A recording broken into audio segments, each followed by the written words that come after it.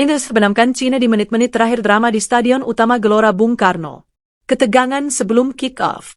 Jakarta, 21 Mei 2025, udara di sekitar kawasan Senayan terasa lebih panas dari biasanya.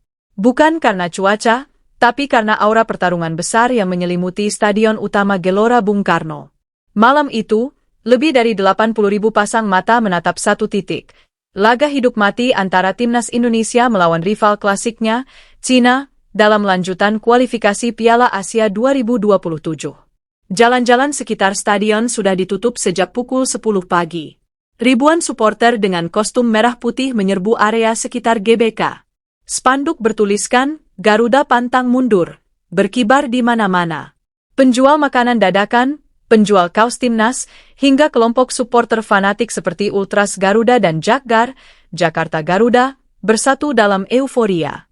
Tak peduli siang hari itu sempat diguyur hujan deras, mereka tetap bertahan. Di sisi lain, sekitar 100 lebih pendukung Cina yang hadir malam itu dikawal ketat oleh aparat. Mereka datang mengenakan atribut merah mencolok dan bendera bintang 5. Saling ejek dan can sempat memanas di luar stadion, tapi situasi tetap terkendali berkat pengamanan gabungan TNI Polri. Tensi pertandingan semakin meningkat karena kedua tim berada di posisi genting klasemen grup. Indonesia butuh kemenangan untuk memastikan tiket lolos langsung ke putaran final, sementara Cina cukup dengan hasil imbang. Namun, siapa sangka pertandingan ini justru menjadi salah satu laga paling dramatis dalam sejarah rivalitas kedua negara? Formasi dan strategi taruhan besar Shin Tae-yong. Pelatih timnas Indonesia, Shin Tae-yong, tampak berdiri tegas di pinggir lapangan saat para pemain melakukan pemanasan. Wajahnya tidak menunjukkan kegugupan, tetapi siapapun bisa membaca ketegangan di balik sorot matanya yang tajam. Ia tahu, malam ini bisa menentukan nasibnya sebagai pelatih. Shin mengambil risiko besar dalam laga ini. Ia tak memakai formasi konservatif 4-2-3-1 yang biasa ia andalkan dalam laga-laga besar. Sebaliknya, ia memilih skema menyerang 3-4-3 dengan menempatkan 3 bek tangguh, Elkan Bagot, Rizky Ridho, dan Jordi Amat di belakang. Di tengah, duet Marcelino Ferdinand dan Ivar Jenner diandalkan sebagai motor serangan. Sementara 3 penyerang, Rafael Struijk, Dendi Sulistiawan, dan pemain muda sensasional Hugo Samir, dipasang sejak menit awal. Cina kuat di sisi sayap, tapi mereka lambat dalam transisi balik. Kami akan tekan mereka di sayap dan tusuk dari tengah, ujar Shin dalam konferensi pers sehari sebelum laga. Sementara itu, pelatih Cina, Li Tai, lebih berhati-hati. Ia memilih formasi 5-3-2 dengan mengandalkan serangan balik cepat melalui Wu Lei dan pemain muda berbakat, Su Haijie. Kiper senior Wang Dalei tetap menjadi tembok terakhir mereka, meski usianya sudah di atas 35 tahun. Ketika daftar susunan pemain diumumkan di stadion, sorakan membahana. Nama-nama seperti Witan Sulaiman, Asnawi Mangkualam, dan Pratama Arhan memang ada di bangku cadangan, tapi semua tahu Shin menyiapkan kejutan. Ia bermain dengan kecepatan dan keberanian, dan dalam sepak bola Asia Tenggara, itu kadang berbuah sejarah.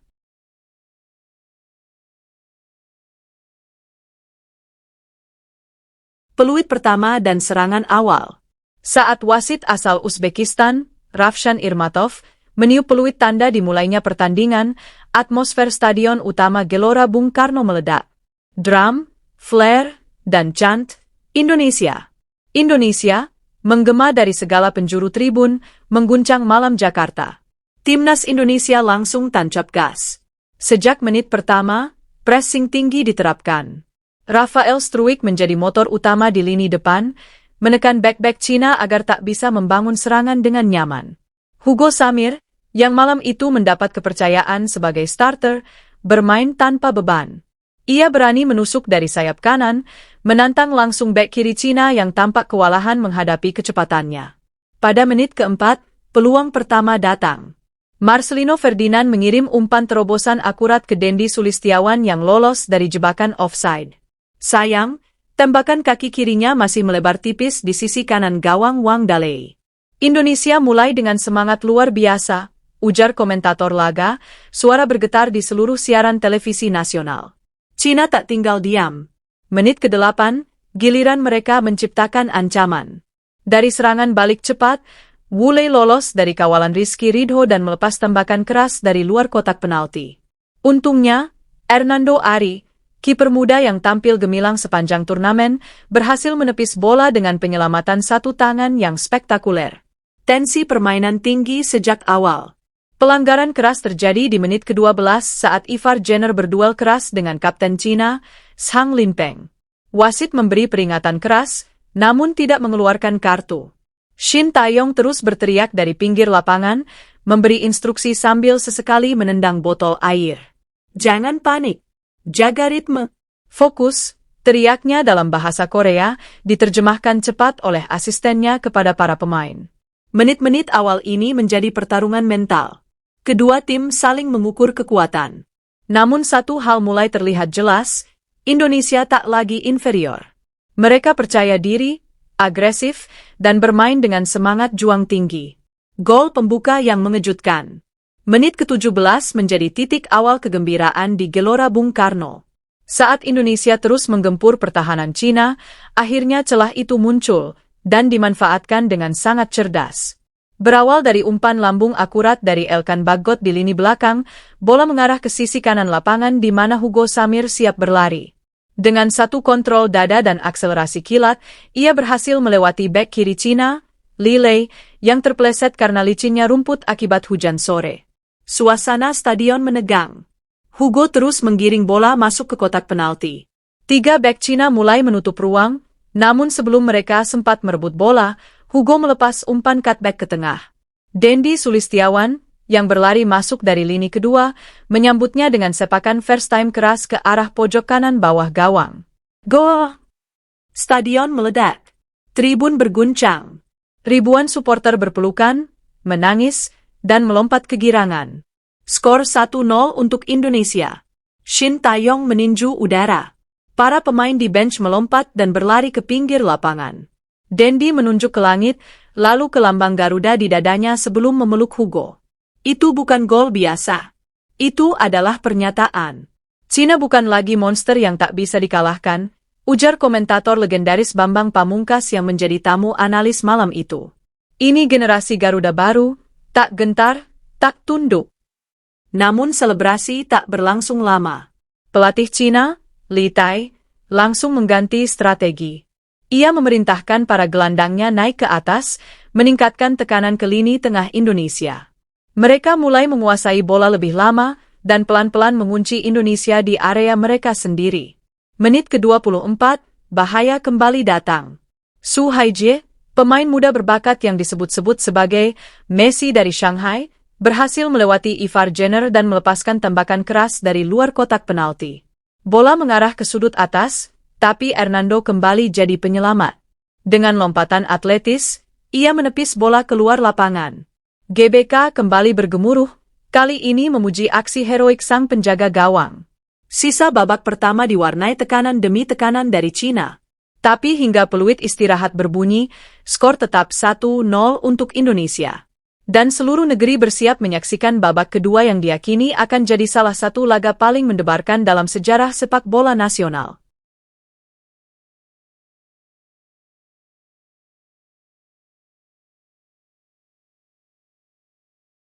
Babak kedua dimulai, amarah sang naga. Babak kedua dimulai dengan perubahan mencolok dari sisi Cina. Pelatih Li Tai tidak tinggal diam. Ia langsung memasukkan dua pemain sekaligus, gelandang bertahan senior Wu 11 untuk memperkuat lini tengah dan striker Jang Kung Gao Tianyi untuk menambah daya gedor. Cina kini bermain lebih langsung, cepat, dan agresif. Tekanan demi tekanan menggempur lini belakang Indonesia. Jordi Amat dan Elkan Bagot harus jatuh bangun menghalau setiap bola lambung dan umpan silang yang datang bergelombang dari sisi kanan dan kiri lapangan. Menit ke-48, Wu Lei nyaris mencetak gol setelah memanfaatkan kesalahan kontrol dari Rizky Ridho. Bola yang lepas dikuasainya dan ia langsung melepas tembakan keras dari dalam kotak penalti. Hernando Ari lagi-lagi menjadi penyelamat. Kakinya berhasil menahan bola yang mengarah ke tiang dekat. Stadion serentak berteriak lega. Namun, tekanan itu akhirnya berbuah petaka bagi Indonesia. Menit ke-55, sepak pojok dari sisi kanan dieksekusi oleh Su Haijie. Bola melambung ke tengah kotak penalti, di mana Gao Tianyi menyundul bola dengan kuat, menghantam tanah lalu melambung masuk ke sudut atas gawang. Gol untuk Cina. Skor imbang 1-1. Tribun tamu yang berisi suporter Cina melompat kegirangan. Para pemain Cina berlari ke pinggir lapangan, mengepalkan tangan ke arah kamera. Mereka tahu, 1 poin sudah cukup bagi mereka untuk lolos. Di sisi lain, pemain Indonesia terlihat kecewa. Jordi Amat menunduk. Elkan memukul tanah. Namun Shin Taeyong tak membiarkan semangat anak asuhnya turun. Ia berteriak, "Bangkit! Kita belum kalah. Main dengan hati." Dan benar saja, instruksi Shin langsung disambut reaksi di lapangan. Indonesia mulai membangun lagi serangan dari kaki ke kaki.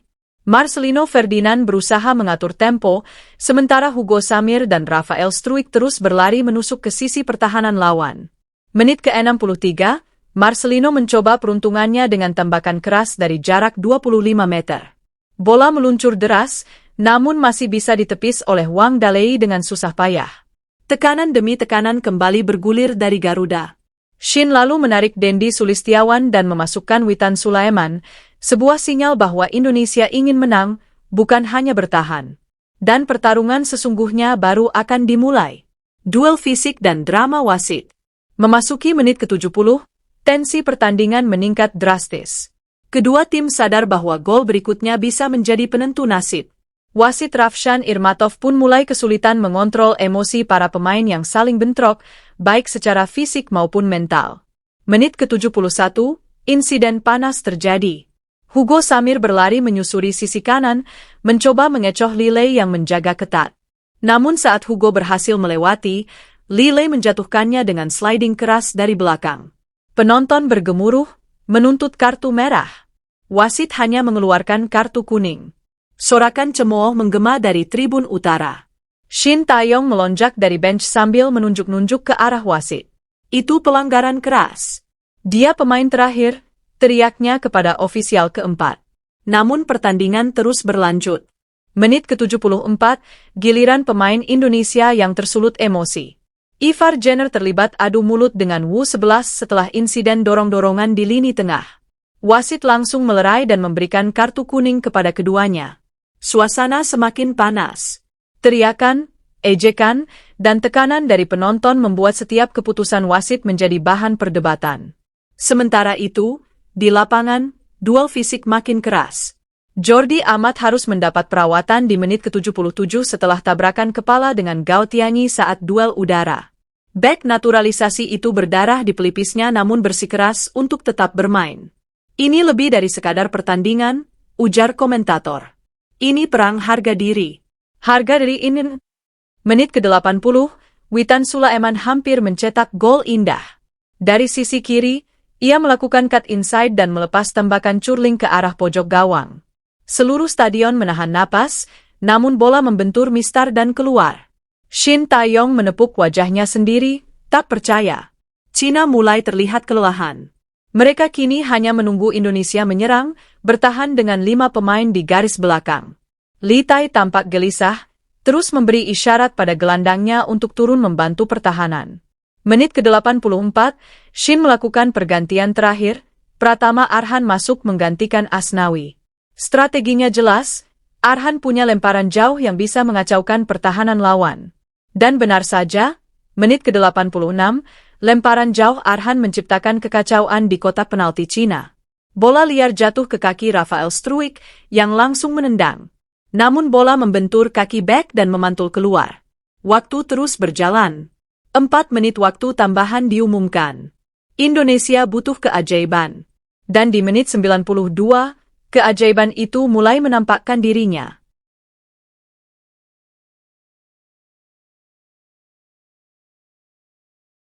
Efek kemenangan Indonesia mengguncang Asia. Kemenangan dramatis Indonesia atas Cina bukan hanya mengguncang Gelora Bung Karno, tapi juga menciptakan gelombang reaksi besar di seluruh Asia. Media Asia menyorot Garuda. Keesokan paginya, halaman utama berbagai media olahraga Asia penuh dengan tajuk utama mengejutkan. Keajaiban di Jakarta, Garuda taklukan naga. True Korea Times. Indonesia bangkit. Cina runtuh di menit terakhir, South China Morning Post. AFC harus waspada, Indonesia kini ancaman serius, Japan Football Weekly. Para analis dan legenda sepak bola Asia memuji penampilan timnas Indonesia sebagai salah satu yang terbaik dalam sejarah pertandingan kualifikasi AFC. Beberapa menyebut laga tersebut sebagai Match of the Decade, pertandingan terbaik dekade ini. Reaksi dari Cina, kekecewaan dan krisis. Di sisi lain, suasana di Cina sangat kontras. Pelatih Li Tai mendapat hujatan di media sosial. #Li Tai Out sempat menjadi trending topik di Weibo selama 2 hari. Banyak yang menyalahkan keputusan defensifnya di babak kedua. Federasi Sepak Bola Cina, CFA, mengeluarkan pernyataan resmi bahwa mereka akan melakukan evaluasi menyeluruh terhadap tim dan strategi setelah kegagalan tersebut. Salah satu surat kabar utama di Beijing menulis dengan tajam, "Kami bukan kalah dari taktik, tapi dari keberanian dan semangat. Indonesia layak menang." Euforia nasional di Indonesia. Di Indonesia, euforia kemenangan ini menjadi semacam fenomena nasional. Presiden RI langsung mengucapkan selamat melalui akun resmi X, sebelumnya Twitter. "Selamat untuk Timnas Indonesia. Kalian bukan hanya menang dalam pertandingan, tapi dalam hati seluruh rakyat. Teruslah terbang, Gard." Menteri Pemuda dan Olahraga bahkan mengusulkan hari kemenangan itu sebagai hari prestasi nasional. Sementara itu, para pemain timnas diundang ke Istana Negara untuk menerima penghargaan khusus. Di berbagai daerah, konvoy supporter terjadi secara spontan. Jalan-jalan dipenuhi anak-anak muda yang mengenakan jersey merah putih. Di Yogyakarta, Surabaya, Makassar, bahkan sampai Jayapura, layar tancap dipasang ulang untuk menayangkan tayangan ulang laga epik tersebut. Di Jakarta, mural raksasa wajah Rafael Struwik dan Marcelino Ferdinand mulai muncul di dinding-dinding gang dengan tulisan besar, "Pahlawan Garuda." Menuju babak baru, asa dan harapan Garuda.